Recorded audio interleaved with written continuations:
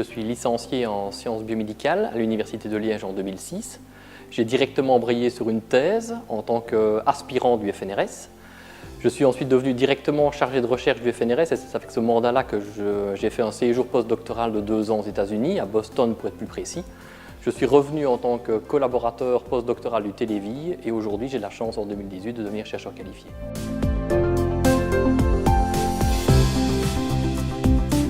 Je m'intéresse aux papillomavirus. Ce sont des petits virus qui sont responsables d'environ 5% de l'ensemble des cancers diagnostiqués chaque année dans le monde. Plus particulièrement, en fait, on les retrouve au niveau du col utérin, vagin, vulve, le pénis, le canal anal et toute la sphère ORL. Et ce qui m'intéresse dedans, c'est en fait la susceptibilité, la vulnérabilité de certains sites. Je m'explique. Le cancer du col est en fait 25 fois plus prévalent que le cancer du vagin.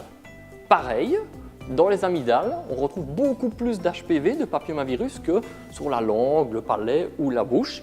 Et c'est ça un petit peu qui m'intéresse, c'est comprendre la susceptibilité, la vulnérabilité de certains sites pour la cancérisation HPV induite.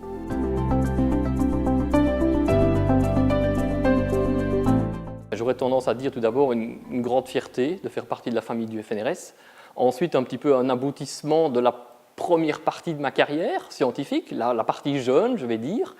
Et ce que ça va apporter, je vais dire, c'est un petit peu le logo du FNRS dit la liberté de chercher. Je vais rajouter la liberté de chercher sur le long terme et ça va permettre d'aboutir, de commencer des études qui sont beaucoup plus longues, beaucoup plus difficiles, beaucoup plus ambitieuses, de manière à aller toujours plus loin dans la connaissance de ces papillomavirus et de la cancérisation, de manière à mieux les traiter, mieux les soigner.